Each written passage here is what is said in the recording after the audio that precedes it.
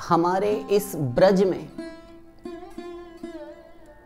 ना जाने कितने दर्शनार्थी, श्रद्धालु, भावुक भक्तजन प्रतिदिन दर्शन के लिए जाते हैं और अपने आप को, स्वयं को भूरि भाग्य, धन्य भाग्य, कृतार्थ, परम भाग्यशाली अनुभव करते हैं।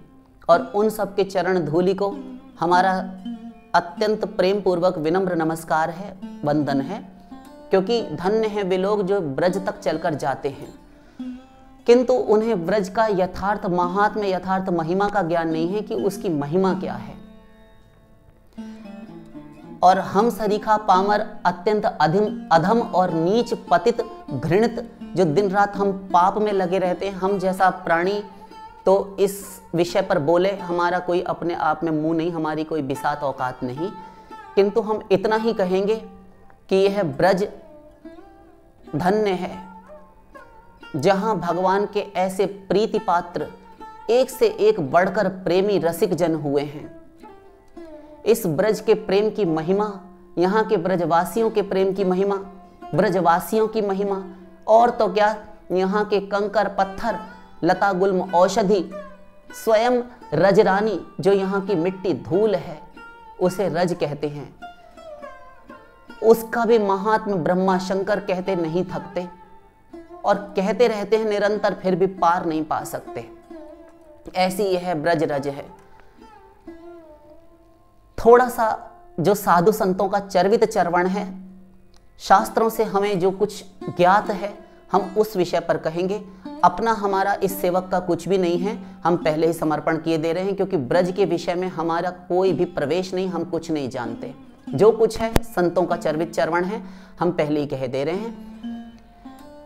रजरानी की महिमा इतनी अपार है कि एक ही चीज से हम पूरा कर देंगे, बहुत अधिक इस पर डिटेल नहीं कर सकते हम, क्योंकि हमारी इतनी बुद्धि नहीं।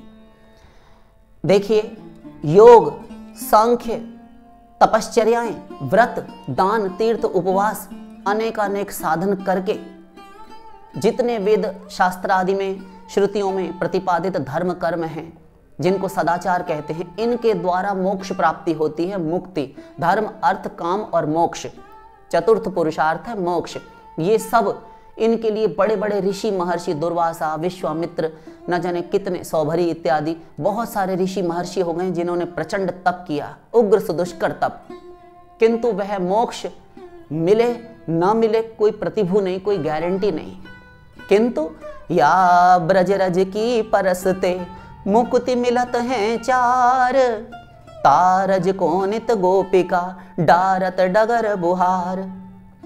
रजरानी की महिमा इस एक दोहे से ही हम पूर्ण कर रहे हैं कि इस ब्रज रज के जो मुक्ति इतने साधनों से संपन्न होने के बाद हो अथवा ना हो, उसमें संदेह रहता था कि मोक्ष मिलेगा कि नहीं मिलेगा, भ्रष्ट भी हो सकता है योगी तपस्वी, किंतु यह ब्रज रज की परसते, इस ब्रज के स्पर्श मात्र से 4 प्रकार की मुक्ति मिल जाती है। हम 4 पुरुषार्थ नहीं कह रहे, 4 प्रकार की मुक्ति, मोक्ष की बात कर रहे हैं। कौन सा? सार्ष्टि, सालोक्य, सारूप्य, सामीप्य। भगवान के समान भगवान का लोक और भगवान का धाम अलग से। दूसरा, भगवान के समान ऐश्वर्य, सार्ष्टि, और सालोक्य, भगवान का लोक भी साथ में, अपना लोक भी मिलता है भक्तों को, और एक सार्ष्टि होती है और एक सालोक्य, भगवान का लोक भी मिल जाना, गोलोक में भी वह जाता है, जा सकता है। सामीप्य, भगवान के नित्य निकट समीप रहने को मिले सदा, जैसे हम आप अपने परिवार में रहते हैं ऐसे। और सारूप्य, भगवान के समान रूप मिल जाना। ये 4 मुक्ति सगुण साकार भगवान के उपासकों, भक्तों को, रसिकों को मिलती है। परसते, स्पर्श मात्र से ये मुक्ति सुलभ हो जाती है। उस रज को ध्यान दीजिए, उस रज को ये ब्रज गोपियां, जो गोपिकाएं हैं, ये तारज को नित गोपिका डारत डगर बुहार। ये अपने घर में हम कूड़ा कचरा, धूल मिट्टी, जो भी गार्बेजेस होते हैं, ये सब उठाकर एक कूड़ेदान में डालकर आते हैं, कहीं कूड़ा फेंकने के स्थान पर फेंकते हैं। वो इस रज को, जो सुरमुनि वंदित है, इस रज को उठाकर फेंक आती हैं रोज। ये क्या कर रही है तू? अरे झाड़ू लगा रही हूँ, और क्या कर रही हूँ? तो तुझे पता है कि इस रज के लिए हम पागल बौखलाए रहते हैं, इसके स्पर्श मात्र से। अरे मूर्ख स्त्री, तुझे क्या पता कि कितने तपस्याएं हमने की हैं, हमको मुक्ति नहीं मिली, तब हम यहाँ ब्रज में आए हैं इसके स्पर्श के लिए। किस लिए? तो उससे क्या होगा? मुक्ति होगी। तो उससे क्या हो जाएगा? उसको, अरे तू पागल है, अपड़ गंवार है, तुझे निरक्षर है, तुझे पता नहीं है कुछ भी कि इसके स्पर्श से मुक्ति मिलती है। हाँ तो ले, मैं फेंकने जा रही हूँ कूड़े पर, वहां से उठाकर भर भर बोरी ले जाना तू, ऐसा कह देती है। कोई मूल्य नहीं समझती। अर्थात ये कि गोपियों को मुक्ति मोक्ष नहीं चाहिए। मुक्ति निरादर भगति लुभाने, वो मुक्ति का अनादर तिरस्कार कर देते हैं, अपमान कर देते हैं, और वे रसिक भावुक भक्तजन भगवान की भक्ति में, उनके प्रेम में लुभा जाते हैं। हमको केवल प्रेम चाहिए। ऐसी महाभाग्यवती गोपियां हैं। मुक्ति क्या कहें, और सुखरंकन की कौन इच्छा करे, मुक्ति हुलौन सी खारी लागे। और जितने सुख हैं वो तो रंक भिखमंगों के हैं। हमें तो मोक्ष जो अपुनर्भव है, संसार का आवागमन मिटाने वाला है, वो भी हमें नमक की तरह खारा लगने लगा है। हमें मोक्ष नहीं चाहिए। हमें श्री कृष्ण के चरणों से दूर नहीं होना। ऐसी हैं ये महाभाग्यवती ब्रजांगना, ये गोपियां जो प्रेम के आगे मोक्ष तक को ठुकरा देती हैं। ब्रज के प्रेमी भक्तों को नमस्कार है। ये जो भावुक भक्त हैं, इनमें सख्य भाव के महापुरुष ले लें। स्तोक कृष्ण, अर्जुन सखा, ये ब्रज वाले एक अर्जुन हैं, ये पांडव वाले अर्जुन नहीं हैं। एक अर्जुन सखा वहां भी थे। मंगल, मधुमंगल, श्रीदामा, ये सारे जितने भी भक्त हैं, मनसुखा इत्यादि, ये सारे सखा भगवान श्री कृष्ण को एक बार फितूर सवार हुआ, ना जाने क्या खिलवाड़ सूझा, और कहते हैं कि ऐसा करो, तुम मुझसे कोई वरदान मांगो, कुछ मांगो। छोटे से ठाकुर जी हैं 5-6 साल के, और इनको न जाने क्या हुआ, कहते हैं कि तू कुछ मांग। तो बाकी सखाओं से कहते हैं, श्रीदामा उनमें प्रधान थे, बहुत मुंह लगे हुए थे, प्रधान सखा हैं, तो कहते हैं कि कुछ मांगो। खिसे आ गए, उठाकर पटक दिया ठाकुर जी को।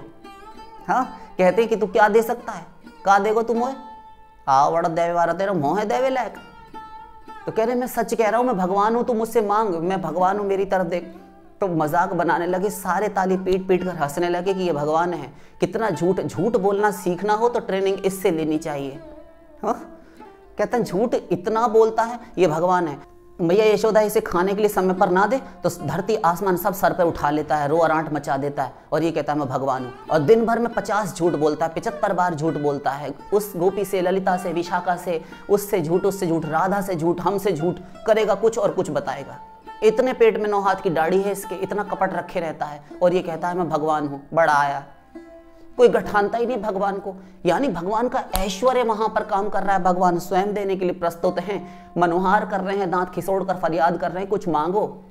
भगवान देने को आए तो ऋषि मुनि तपस्वी क्या क्या नहीं मांग लेंगे, देवता क्या नहीं मांगेंगे, सब मांगेंगे। एक ये ब्रज गोप, ये गोपियां, ये बाल सखा, ये ब्रज के वानर, ये मृग, ये शुक सारिकाएं, ये मयूर, ये माता पिता यशोदा नंद, ये धन्य हैं जो कभी कुछ नहीं चाहते ठाकुर जी से। नयन चकोर मुख चंदहू पे वारी डारूं, मैं अपने इन नेत्रों को चकोर बनाकर उसके मुख चंद्र पर वार डालूं, ऐसा कहते हैं। तो इन्हें कुछ नहीं चाहिए, ऐसे निष्काम, परम निष्काम हैं। प्राण निकल जाएं तो भी हमें श्री कृष्ण से कुछ मांगना नहीं है।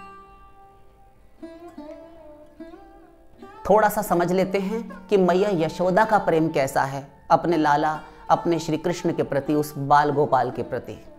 मैया यशोदा का ऐसा प्रेम है कि जब अक्रूर जी आकर कंस के यहाँ पर बुलावा भेजा गया था तो चले गए धनुष यज्ञ के लिए।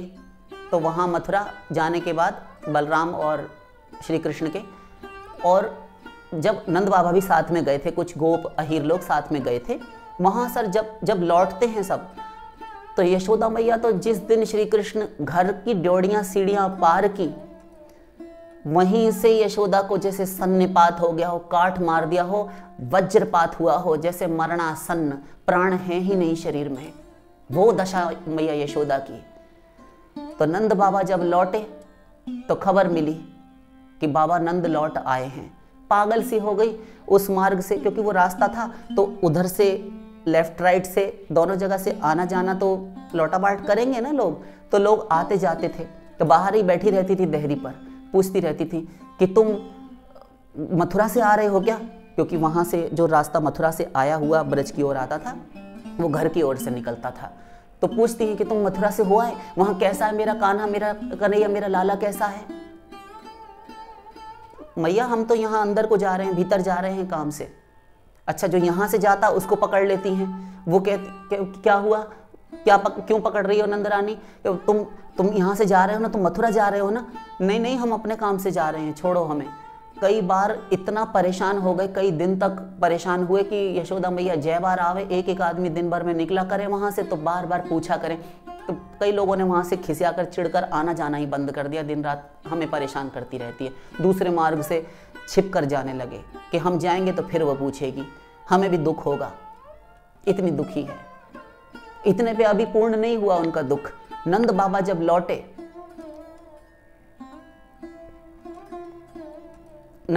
जब लौटे, तो सीधे जाकर उनके हाथों से पकड़ लिया और उनके हृदय से लग गई और कहती है कि कान्हा के बाबा तुम लौट आए, कान्हा कहाँ है? तो कहते हैं कान्हा को तो मैं छोड़ आया, मुझे मजबूरन विवशतावश छोड़कर आना पड़ा, मैं ला नहीं सका उसे। तो यशोदा कहती हैं नंद जी से कि कान्हा को तुम छोड़ आए, कान्हा को, मेरे लाला को तुम छोड़ आए और तुम यहां पर जीवित चले आए, तुम्हारे प्राण नहीं निकले। ये महापतिव्रता शिरोमणि यशोदा जैसी स्त्री पतिव्रता क्यों नहीं होगी, जिसके पुत्र श्री कृष्ण परिपूर्णतम ब्रह्म हैं। ये पूर्व जन्म में ही दोनों यशोदा और नंद पति पत्नी थे। धरा और द्रोण, गर्ग संहिता। तो कहती हैं तुम, एक कौन पतिव्रता पतिपरायणा नारी कहेगी अपने पति से ऐसे वाक्य कि तुम जीवित चले आए शरीर लेकर, तुम्हारे प्राण नहीं निकले। कहती है तुम्हारे प्राण नहीं निकले, तुम छोड़कर चले आए। तो कहते कि हाँ मेरे प्राण नहीं निकले, निकल गए थे। दोनों ही बातें कही। तो कहते हैं निकल गए थे, फिर कैसे चले आए तुम? कहते हैं निकल तो इसीलिए गए थे, वहीं निकल गए थे कि जब कान्हा ने कहा बाबा तुम जाओ, मुझे अभी और भी काम है, मुझे बहुत कुछ करना है, तुम चले जाओ, तो निकल गए थे। हृदय मुंह को आ गया यशोदे, तो फिर लौटे कैसे? तो कहते हैं कि कान्हा ने मुझसे साथ साथ ये भी कहा, जब प्राण निकलने लगे, निकल गए, जब मैं लगभग मरणासन्न हो गया, तो कहता है कि मैं अवश्य आऊंगा बाबा, मैं जरूर आऊंगा, मैया को मेरी ओर से धीरज देना, गोपियों को समझाना और गोपों को, मेरे सखाओं को, जितने भी मेरे सखा हैं उन सबको समझाना कि मैं जरूर आऊंगा, मैं तुम्हें भूलूंगा नहीं, मैं तुम्हें छोड़ूंगा नहीं। ये यशोदा मैया का प्रेम, जो नंद बाबा से कहती हैं कि तुम प्राण लेकर चले कैसे आए, तुम मर क्यों नहीं गए? अभी पूर्ण नहीं हुआ। जब श्री कृष्ण गए नहीं, छोटे से थे ब्रज में ही, तब की बात बताते हैं। एक बार ऐसा हुआ कि देवर्षि नारद का आगमन हुआ। देवर्षि नारद ब्रह्मलोक से उतरकर ब्रज में आए। तो ब्रज में जब वे आ रहे थे, तो उस समय पर जब वो उतरते हुए ब्रज में उतरे, तो आकाश में स्थित होकर ठिठक गए एकदम और वहीं रुक गए, आकाश में, अंतरिक्ष में। बाकी तो लोग देख नहीं पाए उनको, क्योंकि उनका दिव्य शरीर था, तो देख नहीं पाए ब्रजवासी, क्योंकि उस समय पर सबके शरीर पांच भौतिक शरीर दिखते थे, पांच भौतिक थे नहीं उनके भी। किंतु देवर्षि नारद चुपचाप मेघमंडल में छिप गए। क्या देखकर ठिठके थे वो? वे ये देखकर ठिठके थे कि श्री कृष्ण उस समय पर हट कर रहे थे। तो वे ये ठिठके, उनको ये संदेह हुआ कि ये क्या हो रहा है। तो करताल हाथ में पकड़े रह गए। वीणा देवदत्त नाम की जो थी वो उन्होंने लटकाए रखी और वे देखते रहे। कीर्तन नारायण नारायण भूल गए। तो क्या हो रहा था, वो घटना ऐसी थी, वो चित्र हम आपको बताते हैं। एक छोटा सा बालक है और एक लंबी चौड़ी स्त्री है, मोटी तगड़ी, अच्छे घर की, खाए पिए हुए घर की। तो वह बालक पैर पटक पटक कर, जो माता का वस्त्र है, साड़ी अथवा जो लहंगा जो भी उन्होंने धारण कर रखा था, उसको पकड़े है, माता के वस्त्र को, आंचल को, और पैर पकड़कर खूब रो रहा है, पटक पटक कर। क्यों? गोद में आने के लिए। गोद में आने के लिए। तो देवर्षि नारद को भ्रम हुआ कि ये छोटा सा बालक जो है, मैं तो जानता हूं कि श्री कृष्ण का अवतार हुआ है और ये अब तो बड़ा हो गया बालक, थोड़ा चलने भी लगा है, किंतु ये तो श्री कृष्ण है और ये परब्रह्म है, सुप्रीम पावर है, और ये यशोदा है, इनकी मां है। किंतु क्या सत्य है, आज मुझे भ्रम क्यों पैदा हो रहा है? कैसा भ्रम है देवर्षि? तो कहते हैं कि मुझे ये भ्रम है कि ये छोटा सा बालक ब्रह्म है या ये इतनी लंबी चौड़ी जो स्त्री खड़ी है ये पर ब्रह्म है, भगवान है। क्यों ऐसा भ्रम, क्यों? आप जैसे ब्रह्मर्षि को, देवर्षि को।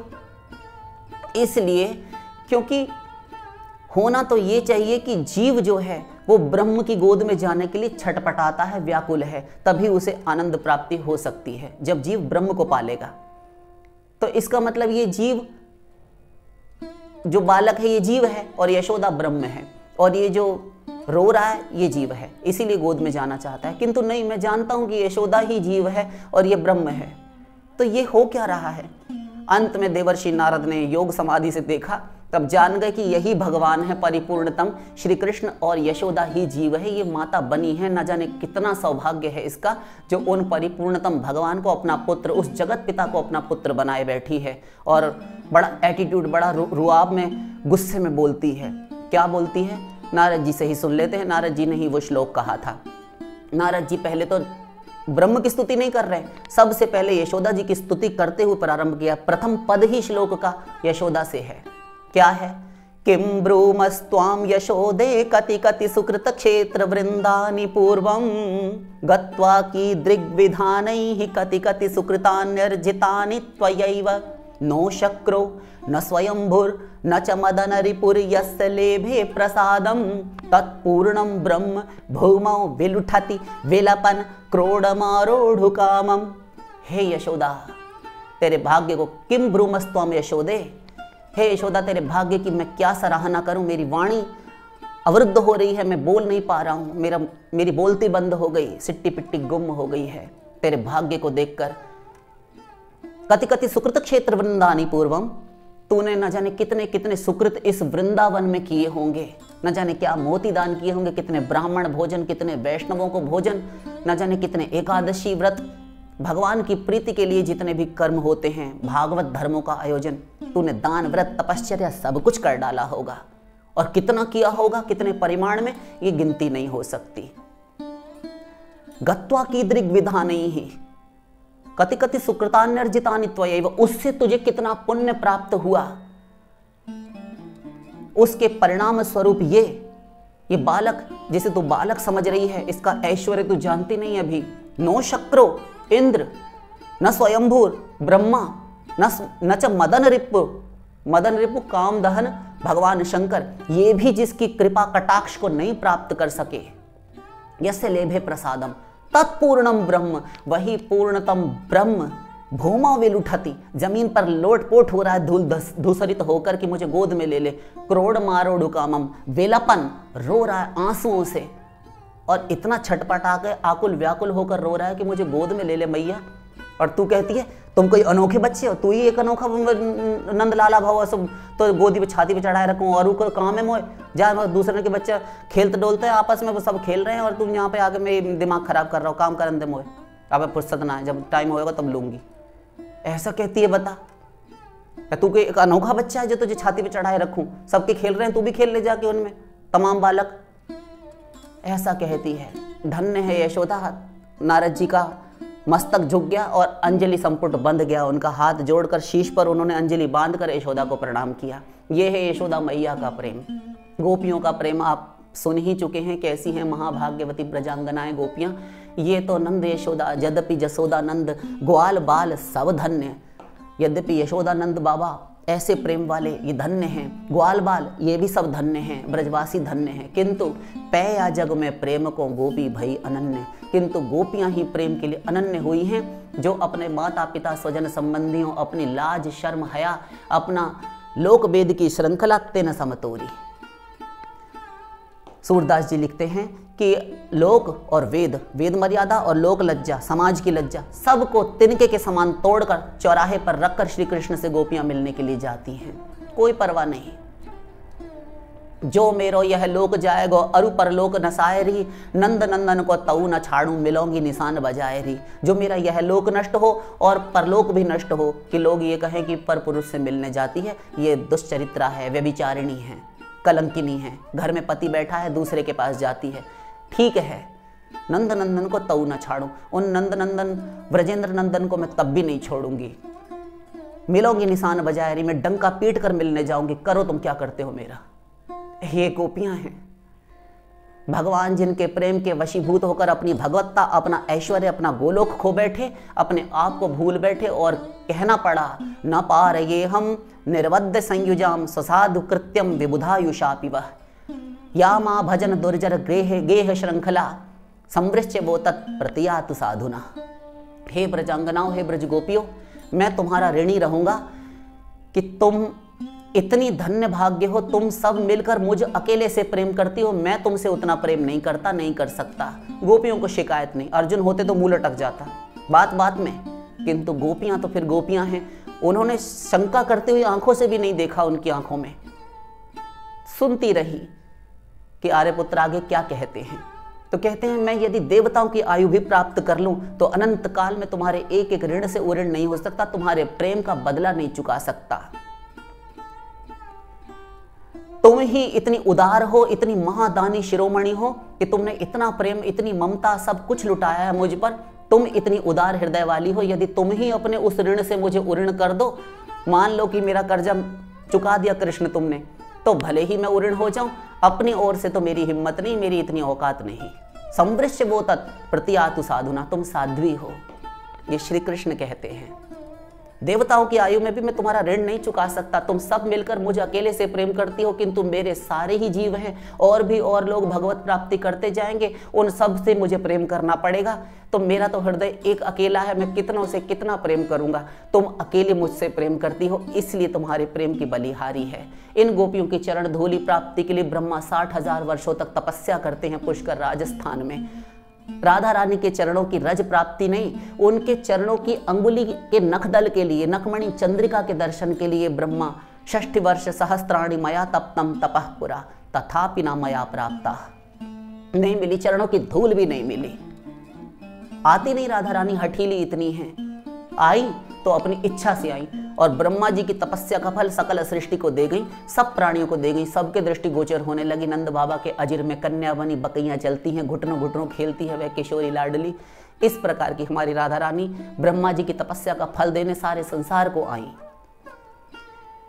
वह तो निज महल से अंतरंग अंतःपुर से बाहर ही नहीं आती, ऐसी हठीली है किशोरी, वो नहीं आती, उसको आना ही नहीं है। और तब भी उतरी है तो एक अंश से राधा, दक्षिणांग से वामांशेन कमला, देवी भागवत महापुराण। वाम भाग से महालक्ष्मी, दक्षिणांग से राइट हैंड साइड से एक और दूसरी राधा आई है, मूल प्रकृति राधा से। वास्तविक राधा नहीं उतरती। इस धरती में कहां इतनी शक्ति है कि यह संभाल पाए उस महाशक्ति को। इसलिए तो आप समझ गए कि ब्रजवासियों का प्रेम कैसा है, ना तो मैया यशोदा का प्रेम, ना तो ब्रज सखाओं का प्रेम, और अभी आपने गोपियों राधा रानी का प्रेम जान लिया कि इन गोपियों के प्रेम में क्या है। जो उनकी श्री कृष्ण की पट्ट महिषियां, राज महिषियां, जो 16,108 पत्नियां हैं, ये भी इनकी चरण धूलि चाहती हैं और कहती हैं। श्री कृष्ण से दशम स्कंद में भागवत जी में रुक्मिणी आदि जितनी पत्नियां हैं, उन्होंने श्री कृष्ण से कहा है कि हे आर्यपुत्र, हे स्वामी नाथ प्रभु, हम उन गोपियों की चरण धूलि लेना चाहती हैं, कितनी धन्य हैं। उन्होंने अपनी भक्ति के पाश से अपने प्रेम बंधन में आपको बांध कर रखा है। आपका हृदय आज भी वहीं रहता है। आप रहते तो हमारे साथ में अंतःपुर में शैया पर, पलंग पर हैं, किंतु आपका हृदय उनको याद करता है। तो हम धन्य हैं कि हमारे पति को जिन्होंने इतना प्रेम पास से बांध रखा है। उन गोपियों के चरणों के धूल के रज के दर्शन हमें यदि हो जाएं, उन गोपियों के दर्शन हो जाएं, तो धन्य हैं हम अपने आप कृतार्थ समझेंगी। ये राजाओं की कन्याएं हैं, भीष्मक नंदिनी, विदर्भ राजकुमारी रुक्मिणी, महालक्ष्मी स्वरूपिणी, शक्ति स्वरूपिणी, और सारी की सारी जितनी भी हैं, ये सब राजाओं की कन्या, किंतु निरक्षर बेपढ़ी लिखी गोपियों की चरण धूलि चाहती हैं। ब्रह्मा चाह रहे हैं, शंकर चाह रहे हैं, उद्धवादिक परमहंस चाह रहे हैं। ये है ब्रज प्रेम और ब्रज की रजरानी की महिमा। इतने थोड़े से में ही हमने आपको, जितना हमारी बुद्धि थी, इस पापात्मा, इस अधम को जितना समझ में आया हरि गुरु कृपा से, संतों के कृपा लेश से जितनी बुद्धि थी, उतना हमने आपको बता दिया। कहीं भूल चूक त्रुटि हुई हो तो उसके लिए हम आपके दास हैं, हमें क्षमा कीजिएगा। और अधिक हम इस पर कुछ नहीं बोल सकते। प्रकाश तो डालने का हमारा कहाँ मुंह है। शेष फिर